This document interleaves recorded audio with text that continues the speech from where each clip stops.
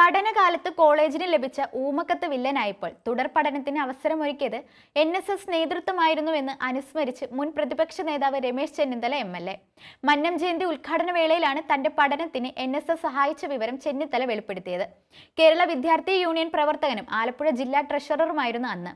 SLCക്ക് first ക്ലാസ്സിന് അടുത്ത് മാർക്കുണ്ടായിരുന്നു. സമീപത്തുള്ള കോളേജിൽ പ്രവേശനം കിട്ടുമെന്ന് ഉറപ്പുമായിരുന്നു. അതിനാൽ അവിടെ മാത്രമേ അപേക്ഷിച്ചുള്ളൂ. എന്നാൽ KSU നേതാവായി എനിക്ക് അഡ്മിഷൻ നൽകിയാൽ കോളേജിന്റെ അന്തരീക്ഷം തന്നെ തകർക്കുമെന്ന് ആരോ ഊമക്കത്തയച്ചു. ഇത് കോളേജ് അധികൃതർ മുഖവിലക്കെടുത്തതോടെ അഡ്മിഷൻ ലഭിച്ചില്ല.